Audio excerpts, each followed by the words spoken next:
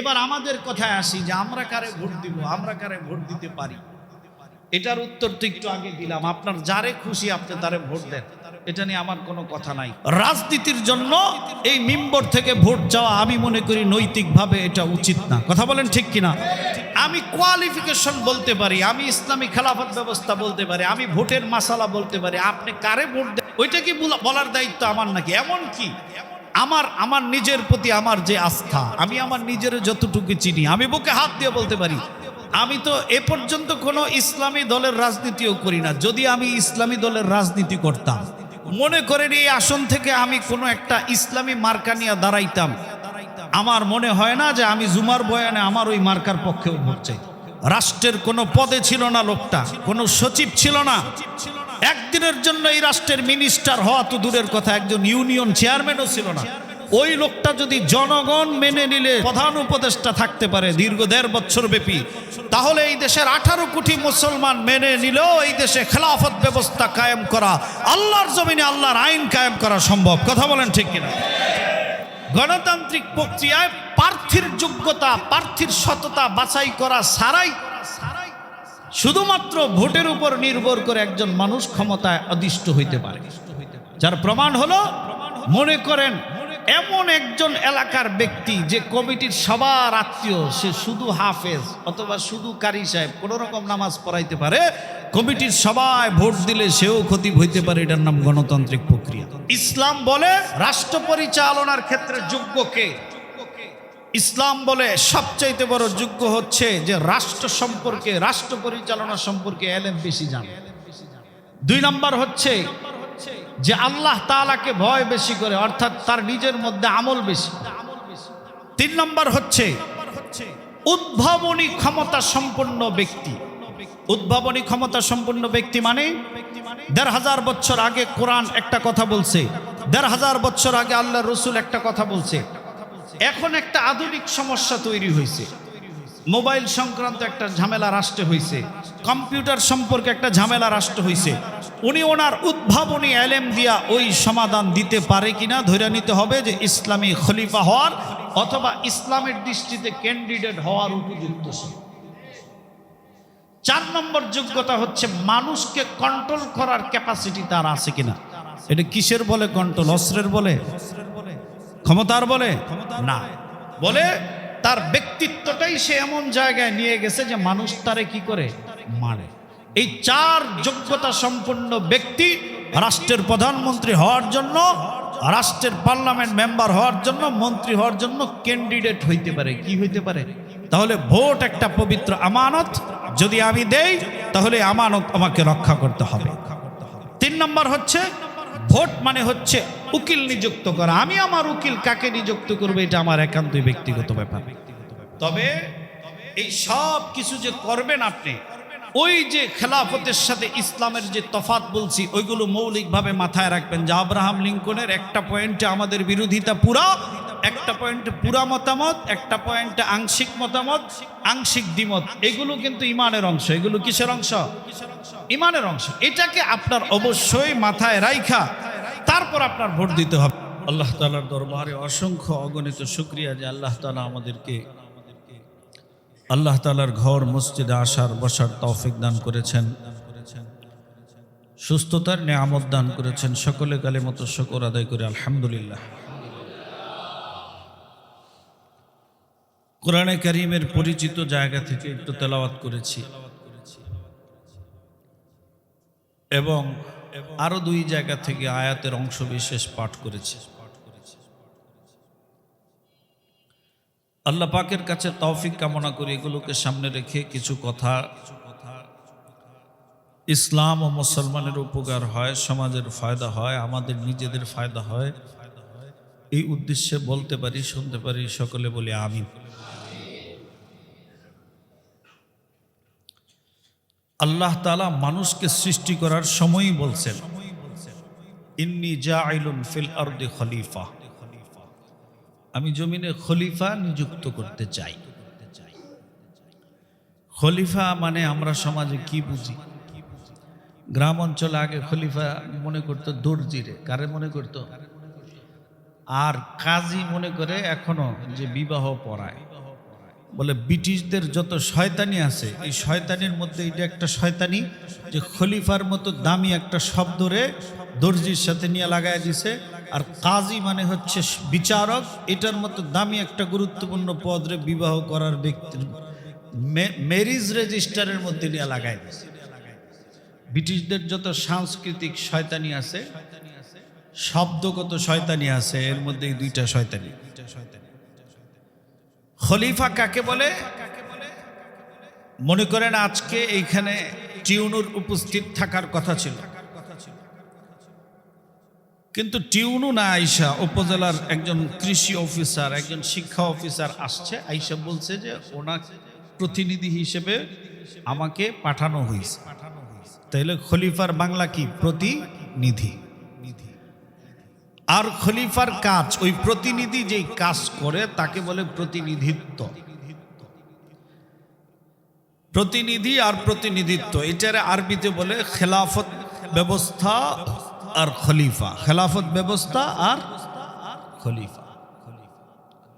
জুমার আলোচনাগুলো তো এমন হওয়া উচিত যেখানে সব বিষয়ে কোনো না কোনো সপ্তাহে আসবে, সবসময় একই ধরনের কথাবার্তা হবে। এটা কোনো উপযুক্ত মিম্বরের দায়িত্বশীলের কাজ হতে পারে,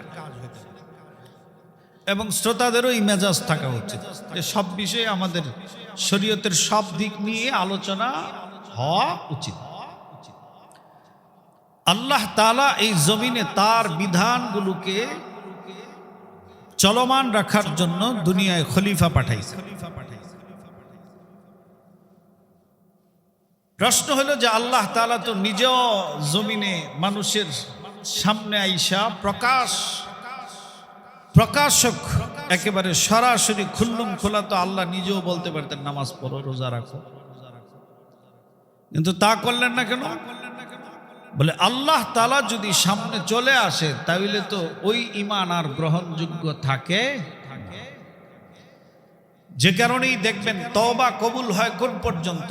হাদিসে পাকে আল্লাহর রাসূল সাল্লাল্লাহু আলাইহি ওয়াসাল্লাম বলেন, তাবাল্লাহু আলাইহি হাত্তা তাতলুআশ শামস। ওই পর্যন্ত বান্দার তওবাকে কবুল করা হয় যতক্ষণ না পর্যন্ত পূর্ব দিকের সূর্য পশ্চিম দিকে উদিত না হয়। মানে কিয়ামতের আগে, প্রায় 100 বছর আগে সূর্য পশ্চিম দিক থেকে উঠবে, তখন আল্লাহ পাক দুনিয়াকে এক্সপায়ার ডেট ঘোষণা করবে। তখন আর তওবা করলে কি হবে না? এখন আমরা যারা আছি, আমরা কি ওই পর্যন্ত হায়াত পাবো? আমাদের তওবা কবুল হওয়ার মেয়াদ কোন পর্যন্ত? তাবাল্লাহু আলাইহি হাত্তা লাম ইউগারগির। আল্লাহর রাসূল মুহাম্মদুর রাসূলুল্লাহ সাল্লাল্লাহু আলাইহি ওয়াসাল্লাম ইরশাদ করেন যে মানুষের মৃত্যুর আগে যে ঘন ঘন শ্বাস প্রশ্বাস শুরু হয়, আঞ্চলিক ভাষায় কোনো কোনো এলাকায় উল্টা টান বলে, কোনো কোনো এলাকায় বলে যে শ্বাস রাগ হয়ে গেছে, এটা মানুষের আঞ্চলিক ভাষা। হাদিসের ভাষায় হচ্ছে গরগরার হালত শুরু হয়ে গেছে, মানে মৃত্যুর ফেরেশতাকে হয়তো সে দেখে ফেলছে অথবা মৃত্যুর মুখে সে পতিত হয়ে গেছে। ওই সময় তওবা করলে আর তওবা কবুল হবে না। ঠিক তদ্রূপ কেউ যদি আল্লাহ তাআলাকে দেখে ফেলে তাহলে তো এটা ভিন্ন জিনিস। আমাকে আপনি ভালোবাসেন, আমি আপনার থেকে জোর করে চাইলে 500 টাকা নিতে পারবো, এটা কি ভালোবাসেন কিনা এটা প্রমাণ হইল না, এটা তো ব্ল্যাক মিনিং। আল্লাহ পাকের যে জাহান্নাম আছে, আল্লাহ তাআলার যে জান্নাতের ফ্যাসিলিটিজ আছে, এইগুলো সরাসরি দেখানোর দরকার নাই। এই আধুনিক যুগে যদি আল্লাহ জায়ান্ট স্ক্রিনে আসমানে জাহান্নামের আযাব দেখায় দিত দুনিয়ার, বলে যে জাহান্নামের আযাব যদি পার্থক্য করা যায় তাহলে শয়তানও নাকি ঈমান আইনা মুসলমান হয়। এত কঠিন, এত কঠিন। কিন্তু ওই ঈমান আল্লাহ তাআলার কাছে কি না গ্রহণযোগ্য। এজন্য আল্লাহ তার কাজগুলোকে এই পৃথিবীতে বাস্তবায়ন করার জন্য খলিফা নিযুক্ত করছেন। কি নিযুক্ত করছেন? খলিফার বাংলা কি ভাই? প্রতিনিধি নিযুক্ত করছেন। সেই প্রতিনিধি হচ্ছে লক্ষাধিক আম্বিয়ায়ে কেরাম, সেই প্রতিনিধি হচ্ছে লক্ষাধিক আম্বিয়ায়ে কেরাম। আর আমাদের নবী মুহাম্মদুর রাসূলুল্লাহ সাল্লাল্লাহু আলাইহি সাল্লামের পরে যেহেতু আর নবী আসবে না, এজন্য এই প্রতিনিধি ওলামায়ে কেরাম এবং সকল দিনদাররা। সবাই কি আল্লাহ রসুলের প্রতিনিধিত্ব। আল্লাহ তাআলার প্রতিনিধি হচ্ছে নবীরা, আর নবীদের প্রতিনিধি হচ্ছে ওলামায়ে হক্কানি এবং যারা তাবলীগ করে, যারা মানুষের কাছে দিন পৌঁছায়। এই হচ্ছে খেলাফত ব্যবস্থা আর খলিফা। এখন একজন তাবলীগের ভাই একজনকে নামাজের জন্য মসজিদে নিয়ে আসে, এই কাজটা ছিল একজন রসুলের। আর রসুল হচ্ছে কার প্রতিনিধি? আল্লাহর প্রতিনিধি। তাইলে একজন তাবলীগওয়ালা তাবলীগের কাজ করে, সেও ইসলামী খেলাফতের কাজ করে। কথা বলেন ঠিক কিনা? একজন আলেম বয়ান করে, মানুষকে দিনের কথা শোনায়, সেও ইসলামী খেলাফত ব্যবস্থার একটা অংশ হিসেবে কাজ করে। একজন মানুষ দান করে, দানের সওয়াব হয়। একজন মানুষ যাকাত, অনেক সময় মাদ্রাসাওয়ালারা আলেমরা আপনাদের থেকে ন্যায় নিয়ে এতিমের পিছনে ব্যয় করে, এটাও খেলাফত ব্যবস্থার একটা কাজ। কিন্তু এইগুলো হচ্ছে খেলাফত ব্যবস্থার সাধারণ কাজ, নরমাল কাজ। চূড়ান্ত পর্যায়ের খেলাফত ব্যবস্থার কাজ হচ্ছে রাষ্ট্রীয়ভাবে ইসলামকে পালন করা। কথা বুঝে আসছে? যদি বলেন নামাজের জন্য মানুষকে ডাকা, ওয়াজের জন্য মানুষকে ওয়াজ শোনানো, এটা খেলাফত ব্যবস্থা। রাষ্ট্রীয়ভাবে ইসলামকে প্রতিষ্ঠা করা, ওইটাও খেলাফত ব্যবস্থা। দুইটার সাথে তফাৎ কত? বলে দুইটার সাথে তফাৎ অনেক অনেক তফাৎ। কারণ ইসলামী নিয়মে কাজী আর মুফতির তফাৎ আছে। মুফতির কাজ হচ্ছে মানুষকে শুধু মাসআলা বলা, মানুষকে শরীয়তের সমাধান বলা। কিন্তু কোন মুফতির এই অথরিটি নাই মানুষের বাড়ি বাড়ি গিয়ে জেনা ব্যভিচার বন্ধ করা, ক্লাবগুলোতে গিয়ে মদের বোতল ভেঙে ফেলে দেওয়া। শুধু বলতে পারবে যে এটা খাইলে ক্ষতি হয়, আল্লাহ তাআলা নিষেধ করছেন, আযাব আছে। তাহলে খেলাফত, রাষ্ট্রীয়ভাবে খেলাফত ব্যবস্থা প্রতিষ্ঠা না থাকার কারণে আমাদের অথরিটি শুধুমাত্র ওয়াজ পর্যন্ত। কিন্তু যেদিন রাষ্ট্রীয়ভাবে খেলাফত ব্যবস্থা কায়েম হবে, সেদিন আমাদের অথরিটি ওয়াজ পর্যন্ত থাকবে না। নিজ হাতে সকল প্রকার পাপাচার বন্ধের অথরিটি এবং ক্ষমতা পাওয়া যাবে। বলেন তো, শুধু ওয়াজই যদি মানুষ হেদায়েত হয়ে যেত, এমন কোন ওয়াজটা আছে যেটা মিম্বর থেকে হয় না? আমি না হয় দুর্বল, আমি না হয় সব কথা জানি না, সব কথা বলার যোগ্যতা আমার নাই, কিন্তু আপনারা যারা বিভিন্ন মাহফিলে ওয়াজ শুনেন, ইউটিউবে বিভিন্ন দামি দামি বক্তাদের আলোচনা শুনেন, এই শুধু ওয়াজের কারণে যদি হেদায়েত হইতো, তাহলে সারা বাংলাদেশে প্রতিদিন রাত্রে শীতের মৌসুমে কমপক্ষে ৫,০০০ ওয়াজ মাহফিল। কয় হাজার ওয়াজ মাহফিল? ৫,০০০ ওয়াজ মাহফিল থেকে যদি ৫ জন করে মানুষ ঠিক হইতো, তাহলে কয় হাজার লোক ঠিক হইতো। এবং এটা যদি ৩ মাস ৪ মাস হিসাব করা হয়, কত লোকের ঠিক হওয়ার কথা ছিল বলে? আরে সব ৫২টা সপ্তাহে একটা বৎসর হয়, একটা ক্যালেন্ডার ইয়ার হয়। যদি এক এক সপ্তাহে একজন করে পাক্কা মুমিন হয়ে যেত, তো অন্তত ৫২ সপ্তাহে ৫২ জন হইত। ২ জন করে হলে ১০৪ জন হইত, ৪ জন করে হলে ৪০৮ জন হইত। কিন্তু বাস্তবতা কি তাই? কথা বলেন, বাস্তবতা কি তাই? কারণ মানুষ চাপে না পড়লে কোনো কিছু করতে চায় না। আগামীকালকে আপনার পরীক্ষা, আজকে যেই পড়াশোনাটা করবেন, এই পড়াশোনাটা কি আর কখনো সম্ভব? আর কখনো সম্ভব না। সামনে ঈদ আসতেছে, ছেলের বাজেট ১০,০০০, মেয়ের বাজেট ১০,০০০, মেয়ের শ্বশুর বাড়ির বাজেট, সব মিলা ১.৫ লক্ষ টাকার খরচ আমার সামনে। ওই সময় টার্গেটে যেই ব্যবসা করা হয়, সারা বছর ওই ব্যবসা করা হয়। অথবা কালকে আমার পাইকার আসবে আমার দোকানে, সে আমার থেকে ২০ লক্ষ টাকা পানা। ওই সময় শাটার বন্ধ করে মানুষ ঘুমায় না, ওই সময় আরো বেশি মনোযোগী হয়। ঠিক তদ্রুপ ভাবে মিষ্টি মিষ্টি কথা তো বহুত আমরা শুনি, বহুত আমরা বলি। যতদিন না পর্যন্ত রাষ্ট্রীয়ভাবে ইসলাম পালন না করা হবে, ততদিন পর্যন্ত খুন, হত্যা, জেনা, ব্যভিচার, ফ্যান্সি ডিলের ব্যবসা, ইয়াবা ব্যবসা, কোনো কিছুকে নিয়ন্ত্রণ করা সম্ভব হবে। এখন আসেন, এই দেশের হাজার হাজার মানুষ চায় যে তার সমাজে নামাজ প্রতিষ্ঠা থাকুক, ঠিক কিনা বলেন? এই দেশের হাজার হাজার মানুষ চায় যে তার মহল্লার প্রত্যেকটা মানুষ রোজা রাখুক। এই দেশের হাজার হাজার মানুষ চায় যে তার মহল্লার সকলে জাকাত দিক। সব জায়গায় আল্লাহ তাআলার এই খেলাফত ব্যবস্থাকে মানুষ চায় এবং বাস্তবতা ওই দিকেই মানুষ ধাবিত হচ্ছে। শুধুমাত্র রাষ্ট্রীয় জায়গায় খেলাফত ব্যবস্থা, এটা কি মানুষ চায় না? চায়, কিন্তু এর মাহাত্ম্য, এর প্রয়োজনীয়তা সম্পর্কে আমাদের সচেতনতা নাই। আমরা জানি না, এই কারণে এটা হয় না। আরেকটা জিনিস আপনাদেরকে আপনারা নিজেরাই নিজেদের উত্তর খুঁজে পাবেন। বলেন তো, একটা কথা আব্দুল কাদের জিলানী রহমাতুল্লাহ আলাইহি বলছে, অথবা যুগের ইবনে তাইমিয়া বলছে, অথবা বিরাট কোন বুজুর্গ বলছে। আরেকটা কথা আল্লাহর রাসূলের সাহাবীকে দেখছে একজন তাবিঈ বলছে, কার কথাটা বেশি দামি? একটা কথা আব্দুল কাদের জিলানী বলছে, আরেকটা কথা একজন সাহাবী বলছে, কার কথা দামি? একটা কথা আব্দুল কাদের জিলানী সহ দুনিয়ার সব বুজুর্গরা বলছে, দুনিয়ার সব মানুষ বলছে, এমনকি দুনিয়াতে থাকা সব ফেরেশতারাও বলছে। আরেকটা কথা আল্লাহর রাসূল মুহাম্মদুর রাসূলুল্লাহ সাল্লাল্লাহু আলাইহি সাল্লাম বলছেন, কার কথাটা বেশি দামি? তাহলে আমাদের সামনে যে রাষ্ট্র ব্যবস্থা আছে, আমেরিকার এক সময়ের প্রেসিডেন্ট আব্রাহাম লিঙ্কনের থিওরিতে দেওয়া এই গণতন্ত্র রাষ্ট্র ব্যবস্থা, আর আরেক পাশে হচ্ছে কোরআনী রাষ্ট্র ব্যবস্থা। এই কথা, এটার সাথে কোরআনী রাষ্ট্র ব্যবস্থার সাথে আব্রাহাম লিঙ্কনের গণতন্ত্র কোনটা উত্তম, এই প্রশ্ন করাটাও একটা গর্ধবের কাজ। ঠিক কিনা বলেন? নিঃসন্দেহে আমার আল্লাহ বলেন, জাপান একটা গাড়ি বানায়, একটা ক্যাটালগ ওই গাড়ির সাথে দিয়ে দিছে। একটা ফ্রিজ বানায়, ফ্রিজের একটা ক্যাটালগ দিয়ে দিছে। আরেকটা ক্যাটালগ ওই জাপানি গাড়ির একটা ক্যাটালগ জিঞ্জিরা থেকে দিয়ে দিছে। কোনটা বেশি ফলপ্রসূ হবে? কেন?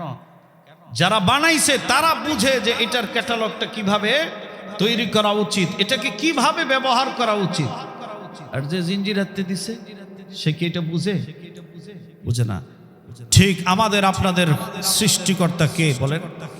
এই আসমান জমিন কে বানাইছে? এই জমিনে হুকুম চলবে কার? তাহলে আল্লাহ সুবহানাহু ওয়া তাআলা যে বিধান দিয়েছেন, যে রাষ্ট্র ব্যবস্থা দিয়েছেন, ও মুসলমান, আমি আপনি ব্যক্তি জীবনে ইসলাম পালন করলে কোনো সমস্যা নাই। এমনকি বিধর্মীদের চার্লস গির্জা পর্যন্ত খরিদ করে কিনে তারপরে মসজিদ বানাইলেও অনেক উন্নত রাষ্ট্রে কোনো বাধা নাই। যেমন আমাদের রেলির মনির মামা আছে, ওনার ভাই আপনার নিউজিল্যান্ডে সেটেল, ওইখানে অহরহ মন্দির কিনা মসজিদ বানানো হয়। অর্থাৎ দুনিয়ার যত তাগুতি শক্তি আছে, ব্রিটেন আছে, আমেরিকা আছে, তারা চায় কোটি কোটি মানুষ ইসলামকে প্র্যাকটিস করুক তার ব্যক্তি পর্যায়ে, তার পারিবারিক পর্যায়ে, কিন্তু রাষ্ট্রীয়ভাবে ইসলামের নাম নিলেই তাদের গাত্রদাহ আরম্ভ হয়ে যায়। কারণ তারা জানে রাষ্ট্রীয়ভাবে যদি মুসলমান ইসলামকে ধারণ করতে পারে তাহলে আমাদের দাদাগিরি, আমাদের খানা বন্ধ। ঠিক কিনা বলেন? এই জন্য পার্সোনাল ইসলাম পালনে বিধর্মীরা বহুত উৎসাহ দেয়। এমনকি আশ্চর্য খবর, আমেরিকার জেলখানার ভিতরে নামাজের ইমামতি করার জন্য ইমাম আছে।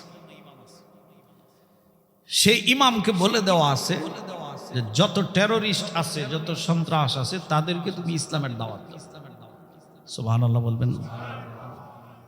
কেন? তারা জানে যে টেরোরিস্টরা যদি ইসলাম গ্রহণ করে, মুসলিমরা সাধারণ মুসলমানের তুলনায় ধর্মীয় আবেগাপন্ন বেশি হয়, তো তারা ভালো হয়ে যাবে। ইসলামের প্রতি তাদের এত শ্রদ্ধাবোধ। কিন্তু পৃথিবীর কোথাও যদি খেলাফতের নাম নেওয়া হয়, কোরআন সুন্নাহ ভিত্তিক আইন প্রতিষ্ঠার আওয়াজ উঠানো হয়, আমেরিকা এবং ন্যাটো বাহিনী তার সর্বস্ব নিয়ে সেখানে ঝাঁপায় পড়ে। কেন? এই জায়গায় তাদের সমস্যা। রাষ্ট্রীয়ভাবে ইসলাম প্রতিষ্ঠা হলে তারা মনে করে যে আমাদের যে থিওরি, আমাদের যে বস্তা পচা নিয়ম কানুন, এটার মধ্যে ব্যাঘাত ঘটে। এই জন্য এটা তারা চায়। এটার নাম শুনলে তাদের শরীরে জ্বর আইসে যায়। মুসলমান, দুনিয়ার সব জায়গায় আমি শরীয়ত প্র্যাকটিস করি, তাহলে ওই জায়গায় তো আমার শরীয়ত প্র্যাকটিস করার দরকার আছে। এখন প্রশ্ন হলো, আমাদের মধ্যে কিছু মানুষের ভুল বুঝাবুঝি আছে। অনেক মানুষ মনে করে ইসলামী খেলাফত ব্যবস্থা মানে মারামারি, কাটাকাটি, যুদ্ধ, জেহাদ। না ভাই, নামাজ যেমন এই সমাজে প্রতিষ্ঠা করার জন্য মারামারির দরকার হয় না, টঙ্গীর ইজতেমায় যেমন লাখো লাখো মুসল্লি জমা করার জন্য কোনোদিন মারামারির দরকার হয় নাই, ঠিক তদ্রূপ ইসলামী খেলাফত ব্যবস্থা কায়েমের জন্য মারামারির দরকার নাই। এর দুইটা প্রমাণ দেব হাল জমানা থেকে। এক নম্বর, ডক্টর মোহাম্মদ ইউনূস সরকার ক্ষমতায় আছে কি গণতান্ত্রিক প্রক্রিয়াতে? কথা বলেন, গণতান্ত্রিক প্রক্রিয়াতে? বাংলাদেশের সংবিধান অনুযায়ী আছে উনি? বাংলাদেশের সংবিধান অনুযায়ী উনি যদি ক্ষমতায় থাকতো তাহলে এটা হয়তো কেয়ারটেকার সরকার। আরে সংবিধানের কোথাও তো লেখাই নাই যে কোনো রাষ্ট্রপ্রধান হেলিকপ্টারে পলায় গেলে কি হবে, এটা কি লেখা আছে? তাহলে এই সিচুয়েশনের সম্মুখীন তো এই 56 বছরে কোনোদিন জাতি সম্মুখীনই হয় নাই, এটা তো সিলেবাসে লেখাই নাই। তাইলে প্রফেসর মোহাম্মদ ইউনূস রাষ্ট্রপ্রধান, প্রধান উপদেষ্টা হয়েছে কিসের ভিত্তিতে বলেন? কিসের ভিত্তিতে হয়েছে? জনগণ মাইনা নিছে। জনগণ কি করছে?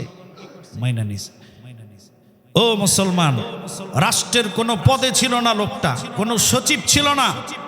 একদিনের জন্য এই রাষ্ট্রের মিনিস্টার হওয়া তো দূরের কথা, একজন ইউনিয়ন চেয়ারম্যানও ছিল না। ওই লোকটা যদি জনগণ মেনে নিলে স্বরাষ্ট্র উপদেষ্টা প্রধান উপদেষ্টা থাকতে পারে দীর্ঘ 1.5 বছর ব্যাপী, তাহলে এই দেশের 18 কোটি মুসলমান মেনে নিলেও এই দেশে খেলাফত ব্যবস্থা কায়েম করা, আল্লাহর জমিনে আল্লাহর আইন কায়েম করা সম্ভব। কথা বলেন ঠিক কিনা? মাইনা নিলেই তো হয়। 2 নম্বর আরেকটা উদাহরণ হচ্ছে, আপনারা জানেন 12 তারিখে নির্বাচন। এই 12 তারিখ নির্বাচনে একটা হানা বোর্ডের অপশন আছে, আছে না নাই? ওইখানে 11টা 12টা পয়েন্ট লেখা আছে। একজন 2 বারের বেশি রাষ্ট্রপ্রধান হইতে পারবে না। ওই পয়েন্টগুলো ভালো। ওই হা বোর্ডের পক্ষে কথা বলার জন্য গত 2 দিন আগে নারায়ণগঞ্জে ওলামায়ে কেরামকে জমায়েত করা হয়েছে, একজন উপদেষ্টাও আসছে। এই যে হানা বোর্ডটা হইলো, এটা কি আগে সংবিধানে লেখা আছে? ঠিক তদ্রূপ 18 কোটি মুসলমানের মধ্যে 18 কোটি পিপল যারা মানুষ আছে, তাদের মধ্যে যদি খেলাফত ব্যবস্থা চায় অথবা চায় না, এইটা যদি হানা বোর্ড হইতে পারে জুলাই সনদকে এস্টাবলিশ করার জন্য, বাস্তবায়ন করার জন্য, তাহলে আমার আল্লাহর কোরআন সুন্নাহ ভিত্তিক আইন বাস্তবায়ন করার জন্য এই দেশে হানা বোর্ড হওয়ার দাবি রাখে এবং করা যাইতেই পারে। কথা বলে এই জায়গায় তো আর সংবিধানের দোহাই দেওয়ার কোনো সুযোগ নেই। একেবারে স্টিল যেই 2টা বিষয় চলতেছে এমন 2টা উদাহরণ এখানে দেওয়া। তাহলে ইসলামী খেলাফত ব্যবস্থা হচ্ছে গণতান্ত্রিক খেলাফত ব্যবস্থার সাথে দ্বিমতটা কোথায়, এটা একটু আমাদের আলোচনা করা দরকার। যেমন আব্রাহাম লিঙ্কনের মূল থিওরি হচ্ছে of the people, for the people, by the people, যে দুনিয়ার সব রাষ্ট্রের সব ক্ষমতার মালিক কে? জনগণ। সব ক্ষমতার মালিক কে? আচ্ছা বলেন, আল্লাহ তো আমরা বলি, কিন্তু আব্রাহাম লিঙ্কন কি বলছে? সব ক্ষমতার উৎস কে? এই কথা দিল থেকে মানলে কারো ইমান থাকবে? কারো ইমান থাকবে? এজন্য নরসিংদী এক মাহফিলে দেখলাম আমাদের ওইখানকার ধানের শীষের ক্যান্ডিডেট জনাব খায়রুল কবির খোকন, উনি বক্তব্য দিতে গিয়ে বললেন যে রাজনৈতিক সকল ক্ষমতার জনগণের উৎস, মানে রাজনৈতিক সকল ক্ষমতার মালিক জনগণ। একটু ব্যাখ্যা সাপেক্ষ বলছে। আচ্ছা যাক, এই ব্যাখ্যা যে করছে এটাও তো একটা পজিটিভ। তার মানে উনি ওই জনগণের ক্ষমতাকে আল্লাহর মুখোমুখি দাঁড় করায় নাই, এতটুকু শ্রদ্ধাবোধ তো সে দেখায়। এইটা একটা পয়েন্ট। এই পয়েন্টে আর কোনো কথা বলার আমি দরকার মনে করি না, কারণ কোনো মুসলমান এটা মাইনা নিতে, কোনো মুসলমান কেন, আপনি একজন হিন্দুকে জিজ্ঞেস করেন সকল ক্ষমতার মালিককে, সে ভগবান বলে। তবে হিন্দুর থেকে আবার শুধু ভগবান উত্তর আশা করা মুশকিল, কারণ কোনো গাড়ি যখন অ্যাক্সিডেন্টের পর্যায়ে যায়, সব মুসলমানের জবানে আল্লাহ বের হয়, তাদের মুখে একজনের নাম বের হয় না। কেউ শ্রীকৃষ্ণরে ডাকে, কেউ আমাদের সোনারগাঁয়ের লোকনাথরে ডাকে। তাদের মানে এটা তাদের বিষয়, তারা কয়জনের ডাকবে এটা তাদের বিষয়, সেটা নিয়ে আমার কথা না। একজন খ্রিস্টানকে জিজ্ঞেস করেন সকল ক্ষমতার মালিককে, সেও বলবে কি? আল্লাহ। দ্বিতীয় পয়েন্ট হচ্ছে মানুষের জন্য রাজনীতি, ফর দ্য পিপল। এই 3 পয়েন্টের এক পয়েন্টের সাথে ইসলামের সরাসরি দ্বিমত। সেই পয়েন্টটা কোনটা? সকল ক্ষমতার মালিক জনগণ, এটার সাথে আমাদের 100% না 200%, 1000% দ্বিমত। কথা বলেন ঠিক কিনা? আরেকটা পয়েন্ট যেটা মানুষের জন্য রাজনীতি, এটার সাথে ইসলামের 100% সমর্থন। যে খেলাফত ব্যবস্থাই বলেন আর গণতন্ত্রই বলেন, কার জন্য হওয়া উচিত? মানুষের কল্যাণে হওয়া উচিত। তাহলে গণতন্ত্রের 3 পয়েন্টের 1 পয়েন্ট পুরাপুরি আমাদের বিপক্ষে, 1 পয়েন্ট পুরাপুরি আমাদের অনুকূলে। 3 নম্বর পয়েন্ট হচ্ছে মানুষের মাধ্যমে গঠিত সরকার। এই জায়গায় আংশিক ইসলামের পক্ষে আর আংশিক ইসলামের সাথে কি বিপক্ষে, ইসলামের সাথে সাংঘর্ষিক। যেমন গণতন্ত্রের নিয়ম অনুযায়ী এই দেশে হিরু আলম এমপি নির্বাচন করে নাই, শুধু করে নাই, সাবেক প্রধানমন্ত্রীর ছেলের বন্ধু জনাব মোহাম্মদ আরাফাত এবং রাষ্ট্রের সর্বোচ্চ রেসিডেন্সিয়াল ভিআইপি এলাকা যেটা গুলশান, ওই জায়গার মতো হিরু আলমের মতো একটা লোকও আমরা তো শুনি যে সেই পাশ করে ফেলছি। এটা হলো গণতন্ত্রের কুফল। এটা হলো কি? অর্থাৎ এখানে একজন চোর, একজন বাটপার, একজন টেররিস্ট, একজন মূর্খ, একজন অযোগ্য নেতা হওয়ার হিউজ পরিমাণ চান্স আছে। কথা বলেন ঠিক কিনা? আর ইসলাম বলে যে না, এই সুযোগ নাই। যেমন সব সমস্যা কি জানেন? আমরা বাস্তবে আমল করি একটা, কিন্তু রাষ্ট্রের মধ্যে হিসাব হয় আরেকটা। যদি এই সিস্টেম হয় তাহলে বলেন, একজন আলেম না, ওয়ার্কশপে কাজ করে একটা ছেলে, তারে যদি কমিটির 21 সদস্যের 21 জন চায় যে তারে আমরা খতিব হিসেবে নেব, তাহলে সে কি খতিব হবে? আপনারা কি মানবেন? কিন্তু এই প্রক্রিয়াটা তো গণতান্ত্রিক প্রক্রিয়া। গণতান্ত্রিক প্রক্রিয়ায় প্রার্থীর যোগ্যতা, প্রার্থীর সততা বাছাই করা ছাড়াই শুধুমাত্র ভোটের উপর নির্ভর করে একজন মানুষ ক্ষমতায় অধিষ্ঠ হইতে পারে। যার প্রমাণ হলো, মনে করেন এমন একজন এলাকার ব্যক্তি যে কমিটির সবার আত্মীয়, সে শুধু হাফেজ অথবা শুধু কারি সাহেব, কোন রকম নামাজ পড়াইতে পারে, কমিটির সবাই ভোট দিলে সেও খতিব হইতে পারে। এটার নাম গণতান্ত্রিক প্রক্রিয়া। এটার নাম কি প্রক্রিয়া? আপনারা কি কথা বুঝতেছেন? কথা বুঝতেছেন? অনেকে ভয় পাইতেছে যে হুজুর আবার কোন পক্ষে ভোট চায় কিনা। আরে ভাই, আমার এত বেকুব মনে হয়? আপনি সিঙ্গাপুরে একটা ডাক্তার দেখাইছেন, সেইখানে আপনি কোন গ্যাস্ট্রিকের ট্যাবলেট খাবেন উনি স্যাকলো সার্জেল উল্লেখ করবে না, উনি গ্রুপের নাম লিখে দেব। কেন? আন্তর্জাতিক ট্রিটমেন্ট এটা। পৃথিবীর যে কোনো জায়গায় যাতে এই প্রেসক্রিপশন দেখে আপনি কি খাইতে পারেন, ওষুধ খাইতে পারেন। রাজনীতির জন্য এই মিম্বর থেকে ভোট চাওয়া আমি মনে করি নৈতিকভাবে এটা উচিত না। কথা বলেন ঠিক কিনা? আমি কোয়ালিফিকেশন বলতে পারি, আমি ইসলামী খেলাফত ব্যবস্থা বলতে পারি, আমি ভোটের মাসালা বলতে পারি। আপনি কারে ভোট দেন বা একজনের 6 বার ভোট দেন, এটা আপনার ব্যক্তিগত ব্যাপার। কথা বলেন ঠিক কিনা? ওইটা কি বলার দায়িত্ব আমার নাকি? এমন কি আমার নিজের প্রতি আমার যে আস্থা, আমি আমার নিজের যতটুকু চিনি, আমি বুকে হাত দিয়ে বলতে পারি, আমি তো এ পর্যন্ত কোনো ইসলামী দলের রাজনীতিও করি না। যদি আমি ইসলামী দলের রাজনীতি করতাম, মনে করেন এই আসন থেকে আমি কোনো একটা ইসলামী মার্কা নিয়ে দাঁড়াইতাম, আমার মনে হয় না যে আমি জুমার বয়ানে আমার ওই মার্কার পক্ষেও ভোট চাই। একেবারে আল্লাহি খোদার কসম করে বলতেছি। কারণ আনঅফিশিয়াল আব্দুল্লাহ আল আমিন এক জিনিস, আর এইখানের খতিব হওয়া, এইখানে 10টা দলের 10 জন সমর্থক আছে কিনা বলেন, ওই 10 জন সমর্থকের বেতন আমার পকেটে ঢুকে কিনা বলেন। এখানে আমি কারো ভোট চাইতে পারি না। ইসলামী দল হইলেও আমি কি চাইতে পারি না? ভোট চাইতে। আমি ভোটের বিধান বলতে পারি। ভয় দূর হয়েছে তো? ভয় দূর হয়েছে তো?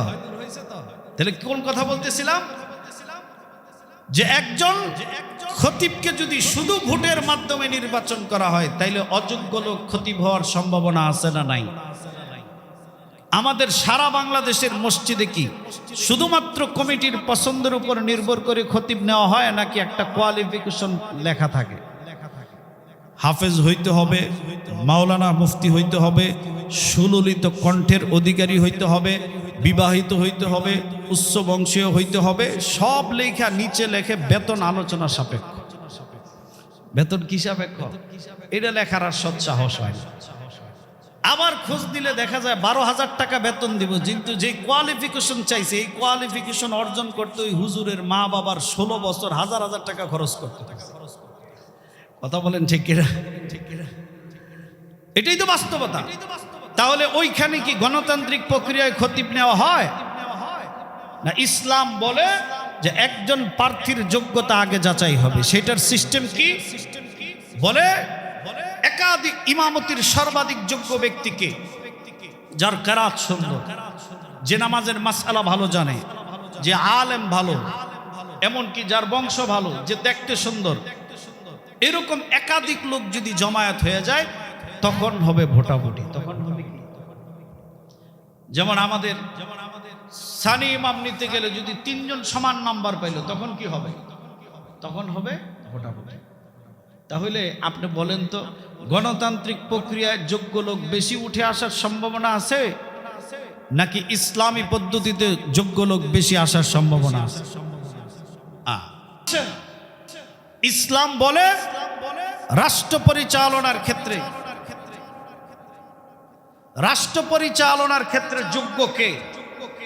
ইসলাম বলে সবচাইতে বড় যোগ্য হচ্ছে যে রাষ্ট্র সম্পর্কে, রাষ্ট্র পরিচালনা সম্পর্কে এলেম বেশি জানে। 2 নম্বর হচ্ছে যে আল্লাহ তাআলাকে ভয় বেশি করে, অর্থাৎ তার নিজের মধ্যে আমল বেশি। 3 নম্বর হচ্ছে উদ্ভাবনী ক্ষমতা সম্পন্ন ব্যক্তি। উদ্ভাবনী ক্ষমতা সম্পন্ন ব্যক্তি মানে 1500 বছর আগে কোরআন একটা কথা বলছে, 1500 বছর আগে আল্লাহ রসুল একটা কথা বলছে। এখন একটা আধুনিক সমস্যা তৈরি হয়েছে, মোবাইল সংক্রান্ত একটা ঝামেলা রাষ্ট্রে হয়েছে, কম্পিউটার সম্পর্কে একটা ঝামেলা রাষ্ট্র হয়েছে। উনি ওনার উদ্ভাবনী এলেম দিয়া ওই সমাধান দিতে পারে কিনা ধরে নিতে হবে যে ইসলামী খলিফা হওয়ার অথবা ইসলামের দৃষ্টিতে ক্যান্ডিডেট হওয়ার উপযুক্ত। 4 নম্বর যোগ্যতা হচ্ছে মানুষকে কন্ট্রোল করার ক্যাপাসিটি তার আছে কিনা। এটা কিসের বলে কন্ট্রোল? অস্ত্রের বলে? ক্ষমতার বলে? না, বলে তার ব্যক্তিত্বটাই সে এমন জায়গায় নিয়ে গেছে যে মানুষ তারে কি করে মানে। এই 4 যোগ্যতা সম্পন্ন ব্যক্তি রাষ্ট্রের প্রধানমন্ত্রী হওয়ার জন্য, রাষ্ট্রের পার্লামেন্ট মেম্বার হওয়ার জন্য, মন্ত্রী হওয়ার জন্য ক্যান্ডিডেট হইতে পারে। কি হইতে পারে? আর আমরা দেখি, আমরা পেপার পত্রিকায় দেখি বিভিন্ন আলোচনা আসে যে 40 জন স্বীকৃত ঋণ খেলাফিও পার্লামেন্ট মেম্বার হওয়ার জন্য তারা মনোনীত হয়ে গেছে। এবং ইসলাম বলে আপনি দেখেন, মনে করেন মহল্লার, আল্লাহ মাফ করুক, কোন এক মহল্লার, গতকালকে এমন জায়গায় মাহফিল ছিল, কুমিল্লা শহরের কোতোয়ালি থানার একদম ভারতের বর্ডার, আর আমার মাহফিলের স্টেজ 100 গজ দূরে হবে। প্রচুর পরিমাণে মোটর সাইকেল, প্রাইভেট কার। আমার ড্রাইভার বলতেছে, হুজুর যত ফ্যান্সি ডিল আছে সব এই দিক থেকে যায়। তো মনে করেন একটা মহল্লার 100 যুবকের একটা কমিটি, ওই 100-র মধ্যে 80 জন ফ্যান্সি ডিল খায়। আচ্ছা বলেন, তাদের এই বোতল খাওয়ার পক্ষের একটা লোক যদি সেখানে সভাপতি ক্যান্ডিডেট হয়, তারা কি ফ্যান্সি ডিল খায় না এমন কাউরে ভোট দিবে, না সবাই বোতল ওলারে ভোট দিবে? এটার নাম গণতন্ত্র। এটার নাম কি? গণতন্ত্র। আরো আশ্চর্যের বিষয় হচ্ছে, একজন মানুষ আমিন আবাসিক এলাকায় বসবাস করে, সে ডাক্তার, MBBS ডাক্তার, সে BCS ক্যাডার, তার চুল পেকে গেছে পড়ালেখা করতে করতে। তার ভোটের মান আর একজন নেশাখোরের ভোটের মান, যে তার নেশা করার পরে তার স্ত্রী আর মায়ের মধ্যে তফাৎ করে কথা বলতে পারে না, তার ভোটের মান সমান। চিৎকার করে বলেন নাউজুবিল্লাহ। এখন প্রশ্ন হইল, হুজুর তাহলে গণতান্ত্রিক প্রক্রিয়া এত আলেমদের অংশগ্রহণের ফায়দা কি? এটা একটা বিরাট প্রশ্ন।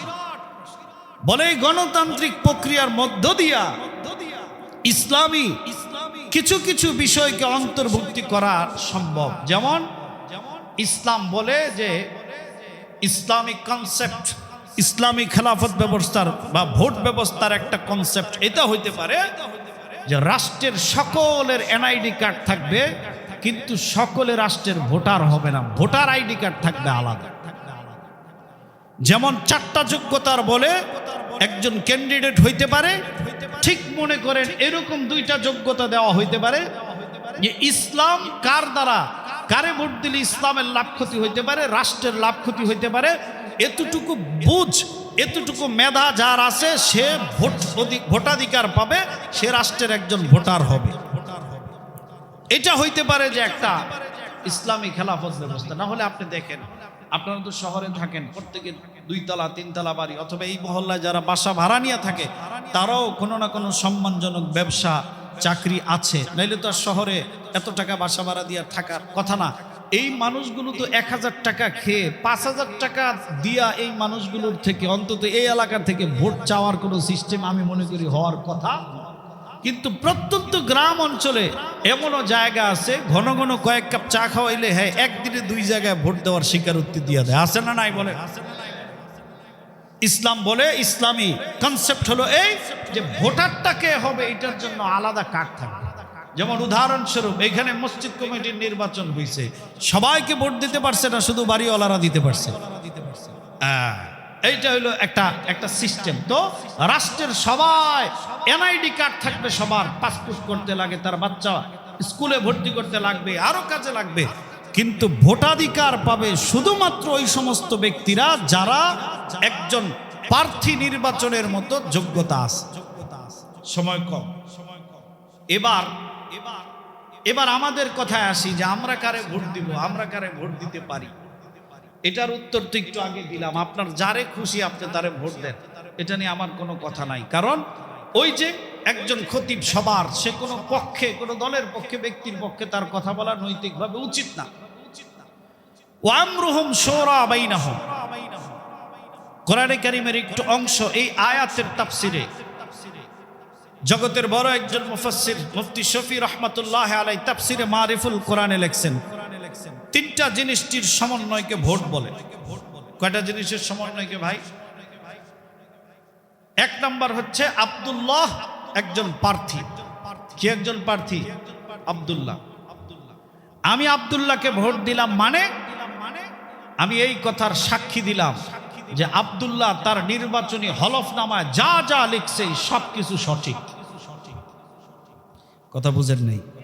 মনে করেন আমি লিখছি নির্বাচনী হলফনামায় আমার স্ত্রীর 10 ভরি স্বর্ণ আছে, আর আমার 75,000 টাকা ক্যাশ আছে, 75 লক্ষ টাকা ব্যাংক ঋণ আছে, এছাড়া আমার আর কোনো জ্ঞাত অজ্ঞাত সম্পদ নাই। আমি যে হলফনামাটা লিখছি অথবা আমি যে কমিটমেন্ট করছি রাষ্ট্রের কল্যাণের বাইরে, জনগণের কল্যাণের বাইরে আমি কোনো কাজ করব না। ওই যে আপনি তারে ভোট দিলেন, আপনি ভোট মানে তার ব্যাপারে সাক্ষী দিলেন যে আব্দুল্লাহ এই ব্যাপারে শতভাগ গ্রান্টেড ব্যক্তি। এবার কারে ভোট দেবেন এটাকে আমি বলবো না আপনি নিজে বলবেন? কথা বলেন, আমি বলবো না আপনি নিজে বলবেন? এটা আপনার একান্তই পছন্দের ব্যাপার। 2 নাম্বার, ভোট মানে হচ্ছে আমানত। আমাকে এই রাষ্ট্রের পক্ষ থেকে একটি ভোট আমানত হিসেবে দেওয়া হয়েছে। আমি একটি ভোটের মালিক। আমার এই আমানতটা আমি কোন জায়গায় ব্যয় করব, কোন জায়গায় প্রয়োগ করব, এটা একমাত্র অথরিটি, ক্ষমতা কার? আমার নিজের। আমার কি? নিজের। এখন আপনি খেয়াল করে দেখবেন যত প্রার্থী আছে, দলের হিসাব বাদ দেন, এমন অনেক আছে কোনো একটা জায়গায় গিয়া, এখন তো আওয়ামী লীগ নাই, আচ্ছা আওয়ামী লীগেরও কি এমন 2-4 জন মানুষ আছে না যারা তাদের এলাকায় সবার কাছে ভালো? আমি সারা দেশ ঘুরলে দেখি, আমি অবাক হয়ে গেছি। গত 2 বছর আগে হাসানুল হক ইনুর এলাকায় কুষ্টিয়া ওয়াজ করছে। এলাকার মাদ্রাসার মুহতামিম বলতেছে, হুজুর তারে তো জাতীয়ভাবে পেপার পত্রিকা আপনারা একভাবে চিনেন, এইখানে কিন্তু সে অনেক ভালো। আমি বললাম তাই নাকি? আমি বললাম আলেমুল আমাদের ব্যাপারে তাও ভালো, কিন্তু উনি চায় যে আলেমরা মসজিদ মাদ্রাসা নিয়ে থাকুক, এদের রাজনীতির দরকার নেই, এটা চায়। কিন্তু এলাকার কোনো মসজিদ মাদ্রাসা নিয়ে ওনার কোনো অভিযোগ নাই। অথচ রাষ্ট্রীয়ভাবে হাসানুল হক ইনু কি আলেমদের পক্ষের লোক ছিল? তার অসংখ্য বক্তব্য আছে যেগুলি ইসলাম ও আলেম ওলামাদের।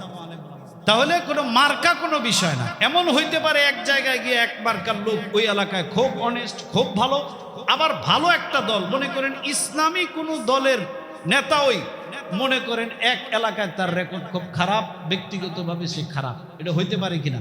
এজন্য মার্কার পক্ষে কথা না বলে মূলনীতির পক্ষে কথা বললে একজন মুসলমান সিদ্ধান্ত নিতে তার জন্য কি হয়, সহজ হয়। আমার আমানতটা আমি কোন জায়গায় দিব এটা একান্তই আমার ব্যক্তিগত ব্যাপার। 3 নম্বর হচ্ছে ভোট মানে হচ্ছে ওয়াকালাত, কি উকিল নিযুক্ত করা। কি নিযুক্ত করা ভাই? আদালতে বিচার আচার হয়, সব আসামি কি কথা বলতে পারে জজের সাথে? জজের সাথে কথা বলে কার পক্ষ থেকে? আসামির পক্ষ থেকে কে কথা বলে? উকিল। যার ব্যাপারে কথা বলে তারে কি বলে? মুয়াক্কিল। তাকে কি বলে? বা আপনাদের বাংলা ভাষাকে মক্কেল। আর যে কথা বলে তাকে কি বলে? উকিল বলে। তাহলে একজন পার্লামেন্ট মেম্বার মানে কি? এই আসনের পার্লামেন্ট মেম্বার পার্লামেন্টে কথা বলে মানে কি? সে আমাদের উকিল, সে আমাদের কি? আমরা তার কি? মক্কেল। আমরা তার কি? মক্কেল। আপনি আপনার বাজার করার জন্য কারে উকিল বানাবেন? যার প্রতি আপনার শতভাগ আস্থা আছে। কথা বলে না। যার প্রতি আপনার কি আছে? শতভাগ আছে। আপনি একটা বিল্ডিং বানাবেন, আপনি একটা বাড়ি কিনবেন, অথবা আপনি মামলায় লড়বেন, উকিল কারে বানাইবেন? যে আপনার বিপক্ষে কাজ করবে এমন কাউকে না। ঠিক তদ্রূপ ভাবে ভোট মানে হচ্ছে উকিল নিযুক্ত করা। কাকে আপনি আপনার ওকালতি দান করবেন? কে আপনার পক্ষে পার্লামেন্টে কথা বললে আপনার বেশি ফায়দা হবে, আপনার এলাকার বেশি ফায়দা হবে, আপনার জনগণের বেশি ফায়দা হবে, ওইটা একটা হচ্ছে ভোটের অর্থ উকিল নিযুক্ত করা। তাহলে উকিল আপনি কাকে নিযুক্ত করবেন? এটা কি আমার বলে দেওয়ার জিনিস না আপনার নিজের অনুধাবন করার জিনিস? তাহলে ভোট হচ্ছে 3 জিনিসের নাম। কয় জিনিসের নাম? ব্যাখ্যা সাপেক্ষ বললে আরো কথা আছে, কিন্তু জুমার সময় যেহেতু একটা লিমিটেড সময়ের মধ্য দিয়ে যাইতে হয়, সব কথা তো একদিনে বলা যাবে না। আবার আমাদের সামনের জুমায় হয়তো লাইলাতুন নিসফি মিন শাবান, শবে বরাত নিয়ে আলোচনা করতে হবে, তো সময়টা আজকেই বলে ফেলতে হবে। ভোট হচ্ছে 3 জিনিসের নাম। কয় জিনিসের নাম? ভোট মানে হচ্ছে সাক্ষ্য দেওয়া। ভোট মানে হচ্ছে কি? মিথ্যা সাক্ষীর ব্যাপারে যে আল্লাহ তাআলা কত জায়গায় ধমক দিয়েছেন, এর কোনো ইয়ত্তা নাই। মনে করেন আমি একজন আলেম, কিন্তু আপনি সাক্ষী দিয়েছেন যে উনি বড় ইঞ্জিনিয়ার, আমারে ভালোবাসাই দিয়েছেন, এটা কি সত্য হইল না মিথ্যা হইল? এর জন্য গুনাহ হবে কিনা বলেন? এর জন্য গুনাহ হবে কিনা বলেন? কঠোর গুনার সম্মুখীন হইতে হবে আল্লাহ তাআলার দরবারে। 2 নম্বর হচ্ছে আমানত। আপনারা জানেন আয়াতুল মুনাফিকি সালাসাতুন, মুনাফিকের আলামত হচ্ছে 3টা। ওয়া ইদা তুমিনা খানা, তার কাছে আমানত রাখলে সে আমানতের কি করে? ওয়া ইদা শাতামা ফাজারা, কথা বললে বকা দেয়, কথা বললে মিথ্যা বলে, ইত্যাদি ইত্যাদি। তাহলে ভোট একটা পবিত্র আমানত, যদি আমি দেই তাহলে আমানত আমাকে রক্ষা করতে হবে। 3 নম্বর হচ্ছে ভোট মানে হচ্ছে উকিল নিযুক্ত করা। আমি আমার উকিল কাকে নিযুক্ত করবো এটা আমার একান্তই ব্যক্তিগত ব্যাপার।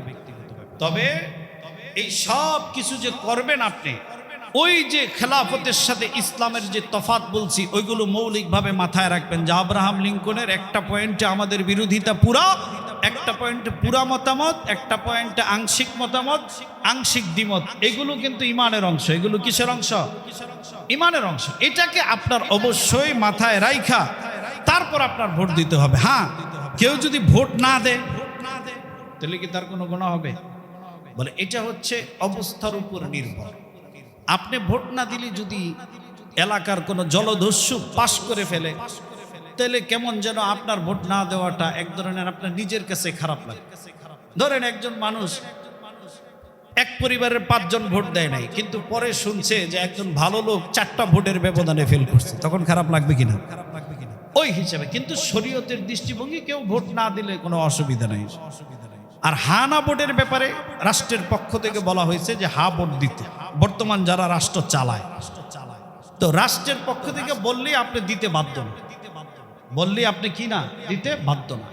এখন ওই যে যেই পয়েন্টগুলোর উপরে আপনারা হা বলতে বলা হয়েছে, ওই পয়েন্টগুলো আপনি পাঠ করেন, ওই পয়েন্টগুলো সম্পর্কে আপনি একটু খোঁজ খবর নেন, নিয়ে যদি আপনার মনে হয় রাষ্ট্র বিনির্মাণে, রাষ্ট্রকে উন্নত করার স্বার্থে এই পয়েন্টগুলো আবশ্যক, তাইলে আপনি হা ভোট দেন।